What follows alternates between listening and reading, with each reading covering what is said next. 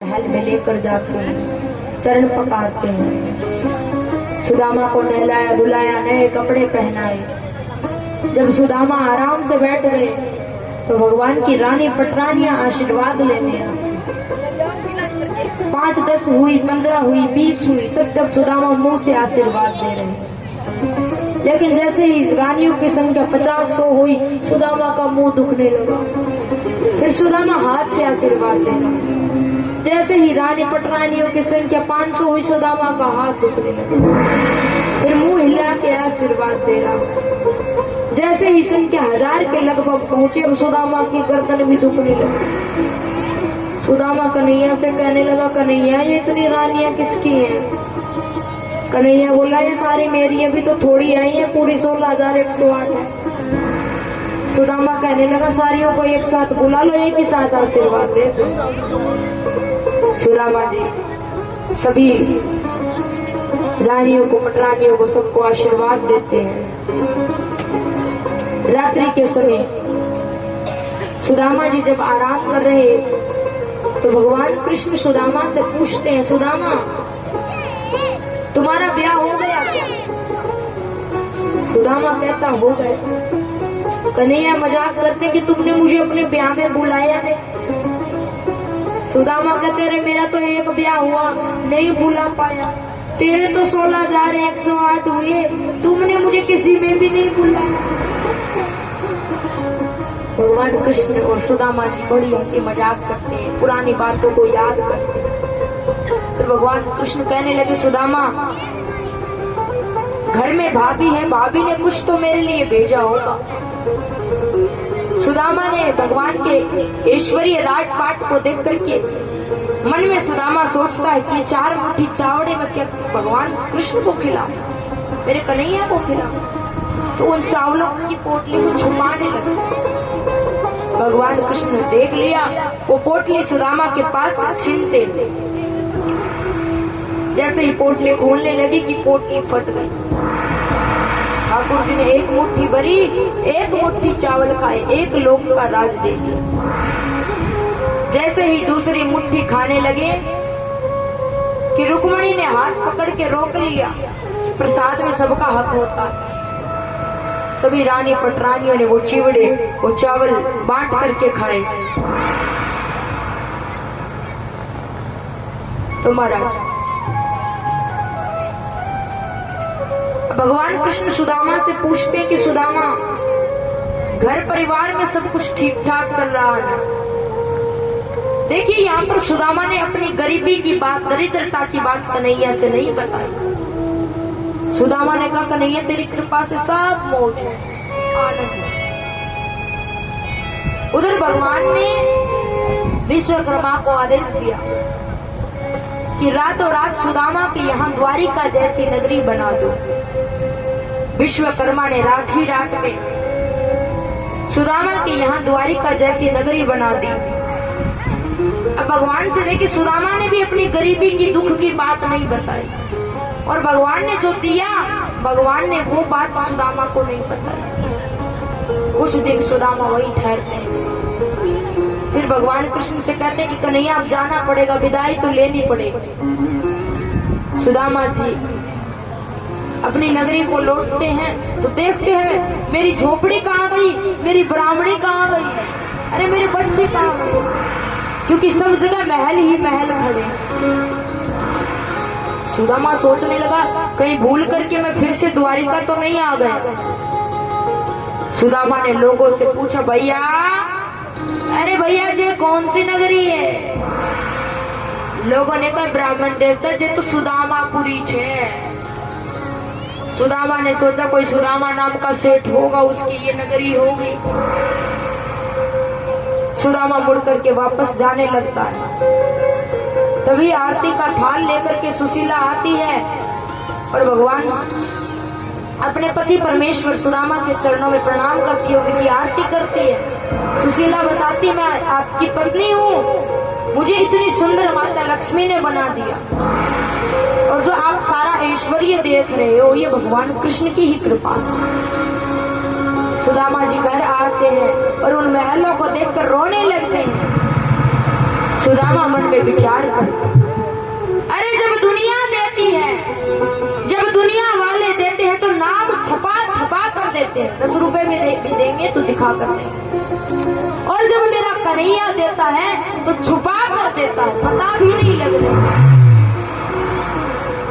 ये नहीं सुदामा जी महल में आ गए, भगवान को भूल गए, नहीं, पहले से भी ज्यादा भक्ति दोनों पति पत्नी करते हैं। अंत में सुदामा जी भगवान के धाम जाते हैं। बोलिए भक्तवत्सल भगवान की। सुखदेव मुनि महाराज बताते हैं, यदुवंश के विस्तार को देख श्री कृष्ण भगवान की ही प्रेरणा से दुर्वासा, दत्तात्रेय, चेवन, पीपलाद इत्यादि ऋषि मुनि द्वारिका के नजदीक पिंडारक नामक क्षेत्र में रहने लगते हैं। एक दिन यदुवंश के कुछ उद्दंड बालक खेल रहे थे, उन्होंने ऋषियों को देखा तो मन में सोचने लगे क्यों ना ऋषियों से थोड़ा मजाक किया जाए। तो उन बालकों ने जामवती के बेटे शाम को साड़ी पहनाई और पेट पर बहुत सारा कपड़ा लपेट दिया। शाम को बड़ा सा घूंघट, शाम के बड़ा सा घूंघट किया और शाम को लेकर के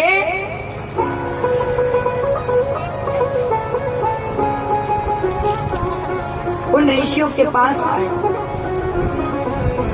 बच्चों ने कहा महाराज आप तो अंतर्यामी हैं, इस माइक में दिक्कत है कुछ ना कुछ, ये देखो राधे, ये शायद इसकी कोई लीड वीड हिल रही है। हमारे शिवा भाई भी तो जिद्दी कम नहीं है, मानते भी तो नहीं है। बोलिए बांके बिहारी लाल की। तो महाराज ऋषि अंतर्यामी थे। ऋषियों ने पहले तो बच्चों से कहा बच्चों हम जरूरी काम कर रहे, तुम यहाँ से जाओ। लेकिन जब बच्चे नहीं मानते हो, दंडता करते हैं, तब बच्चों ने कहा महाराज नहीं नहीं बताइए हमारी ये स्त्री लड़का जनेगी कि लड़की जनेगी। ऋषियों को क्रोध आया, अरे तुम्हारी ये स्त्री ना लड़का जनेगी ना लड़की, बल्कि इसके एक लोहे का मूसल होगा जो पूरे यदुवंश का नाश करेगा। ऋषियों की बात सुनकर बच्चे घबरा गए और घबरा करके उन्होंने जामवती के बेटे सांब के पेट से जो ही कपड़ा हटाया तो देखा कि लोहे का एक मूसल निकल गया। बच्चों ने आकर सारी बात उग्रसेन महाराज को बताई। उग्रसेन महाराज ने कहा ये बात तुम कृष्ण को मत बताना, नहीं बहुत गुस्सा करेगा, क्योंकि कन्हैया ब्राह्मणों और संतों का परम भक्त है, तुमने संतों का ब्राह्मणों का अपमान किया। उग्रसेन महाराज ने उस लोहे के मूसल का चूर्ण करवाया, उसका चूर्ण, और अंत में जैसे अपन घर में गाजर घीसते हो तो अंत में एक टुकड़ा बच जाता है, उसी प्रकार उस लोहे के चूर्ण और अंत में जो टुकड़ा बच गया उसे उग्रसेन जी ने समुद्र में फेंकवा दिया। समुद्र की लहरों के साथ वो लोहे का चूर्ण समुद्र के किनारे लगता है, जिससे एर का नाम की पहने पहने घास उग जाती है और उस लोहे के टुकड़े को एक मछली निकल जाती है। मछुआरों ने जब मछली का पेट काटा उसमें वो लोहे का टुकड़ा निकला, तो मछुआरे ने उस लोहे के टुकड़े को अपने जरा नाम के बहेलिए मित्र को दे दिया। जरा बहेलिए ने उस लोहे के टुकड़े को अपने तीर के अगले भाग में लगा दिया। अब इस बात को कई दिन बीत जाते। एक बार देवता भगवान कृष्ण को एकांत में देख उनके पास आते और देवताओं ने भगवान कृष्ण से हाथ जोड़कर प्रार्थना करी कि प्रभु आपको यदुवंश में अवतरित हुए 125 वर्ष हो गए, आपने धरती का भार भी उतार दिया, अब कृपा करके अपने धाम चलिए। भगवान कृष्ण ने कहा चिंता मत करो, मैं जल्दी अपने धाम आऊंगा, क्योंकि ब्राह्मणों के श्राप से यदुवंश का संहार भी शुरू हो गया। जो ही यदुवंश का संहार हो जाएगा, मैं अपने धाम आऊंगा। देवता चले जाते हैं। इधर द्वारिका में अनेक अपशगुन होने लगते हैं। अब जाकर के श्राप की बात उग्रसेन महाराज ने भगवान कृष्ण को बताई।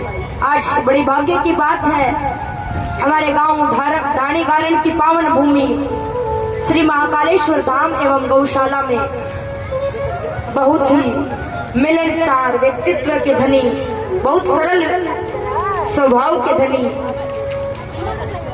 राज्यसभा सांसद हरियाणा सुभाष बराला जी हमारे समक्ष कथा में पधारे हैं। उनका व्यासपीठ की तरफ से जोरदार करतल ध्वनि से स्वागत। एवं बराला साहब जी के साथ आए हुए समस्त अतिथियों का व्यासपीठ की तरफ से हार्दिक अभिनंदन है, स्वागत है, जोरदार करतल।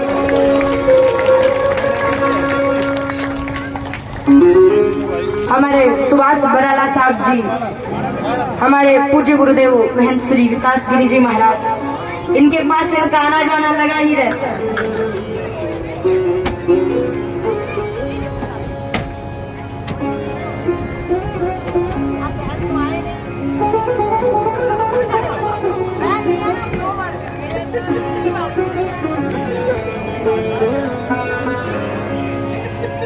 बोले श्री बाके बिहारी लाल की अलकाश्रम बहल के नदीन सेठ विकास गिरी जी महाराज और साथ में सुभाष जी बराला, एक बार जोरदार तालियां बजा के स्वागत करेंगे मैं सभी। क्या बात है। और हमारे ऊपर जी महाराज क्या बहुत बढ़िया माननीय सुभाष जी बराला साहब का पगड़ी उड़ाकर, पटका उड़ाकर और प्रतीक चिन्ह देकर पूज्य स्वामी महामंडलेश्वर दर्शन गिरी जी महाराज एवं पूज्य गुरु जी महंत श्री विकास गिरी जी महाराज एवं कमेटी के प्रधान सदस्य सभी बराला साहब जी का स्वागत सत्कार कर रहे हैं। हमारे हरियाणा की महान मूर्ति है बराला साहब जी, इनको कौन नहीं जानता। पहले तो बीजेपी के प्रदेशाध्यक्ष थे, अब राज्यसभा सांसद बन गए पूरे हरियाणा के। और आने वाले समय में हम तो भगवान से यही प्रार्थना करते हैं, हमारे बराला साहब दिन दुगुनी रात चौगुनी उन्नति करें। बोलिए बाके बिहारी लाल की। इतनी महान मूर्ति हमारे बीच आई और तालियों में इतनी कंजूसी।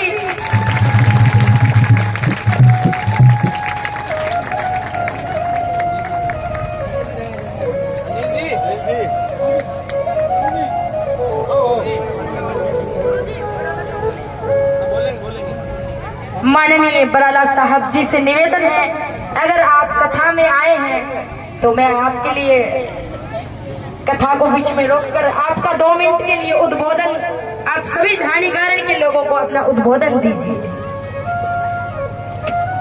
सभी शांति से बैठकर, सभी नीचे बैठ जाइए, सभी नीचे बैठ करके उद्बोधन सुनेंगे। बोलिए बाके बिहारी लाल की। आइए।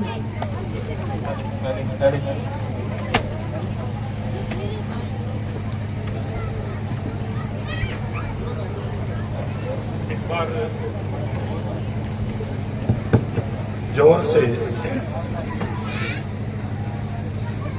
जय घोष करेंगे, बाके बिहारी लाल की। ये जो हिसार जिले का बहुत छोटा सा जो गांव है ढाणी गारण,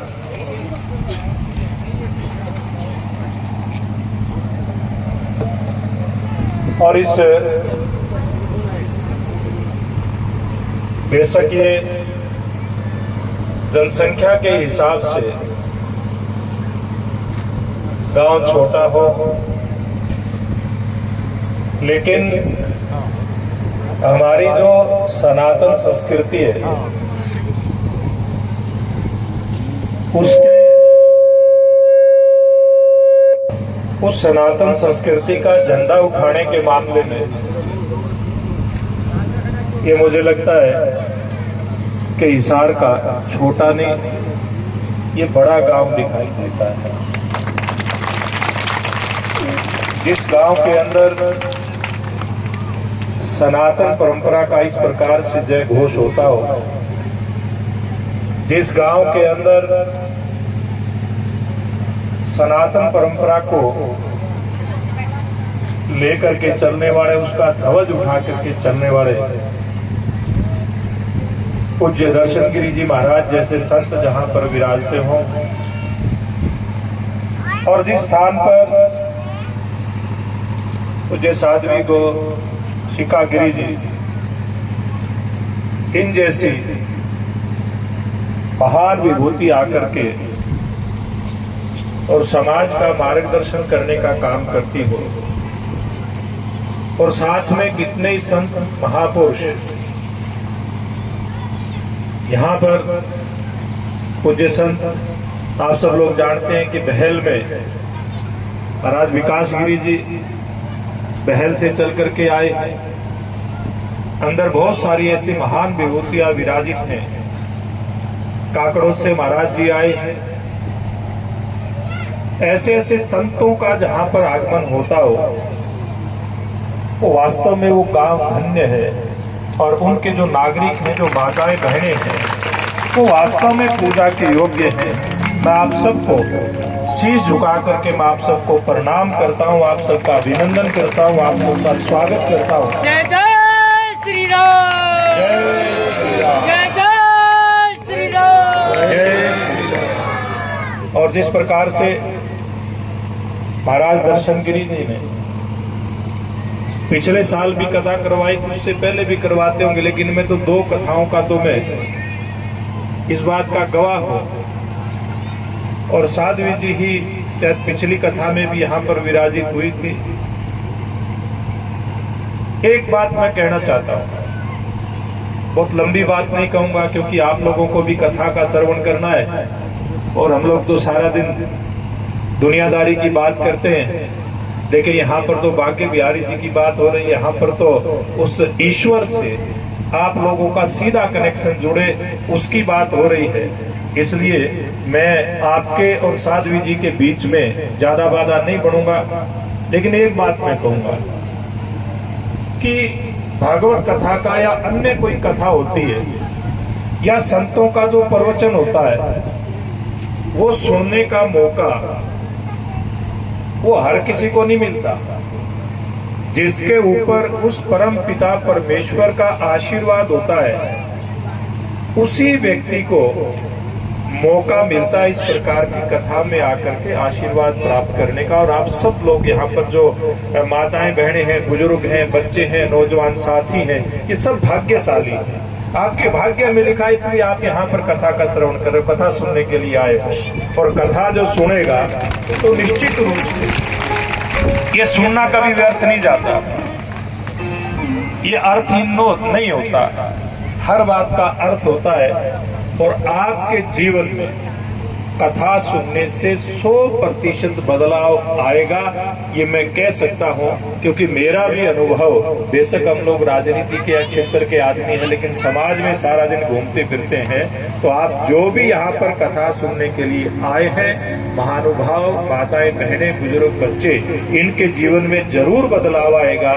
जरूर संतों के आशीर्वाद से आपका जीवन खुशमय होगा।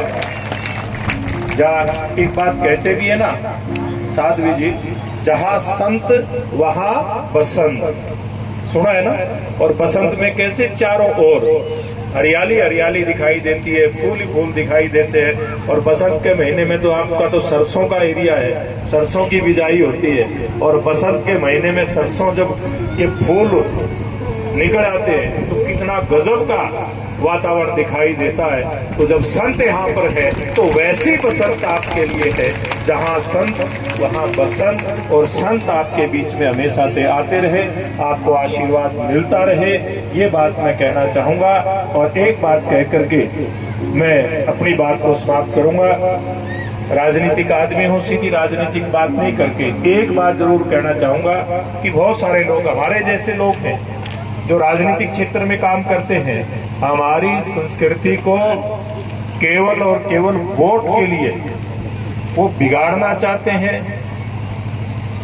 लेकिन आप जैसे संत महात्मा जो हैं, जिन लोगों का के ऊपर आशीर्वाद होता है वो किसी भी रूप में हमारी संस्कृति को खराब नहीं होने देंगे। इस सनातन संस्कृति को ये संत समाज जिंदा रखेगा, इस बात की तसल्ली हम लोगों को है और उसमें आप सबका आशीर्वाद मिलेगा, ये भी तसल्ली हम लोगों को है। मैं फिर मान्यवर पूज्य महाराज दर्शन गिरी जी का, विकास गिरी जी का, पूज्य साध्वी गौसिका गिरी जी का, ऐसे सब संतों का बहुत आभार प्रकट करता हूं।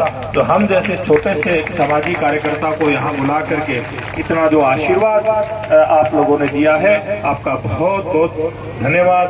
भारत माता की, भारत माता की, गौ माता की, गौ माता की, राधे राधे, राधे कृष्ण।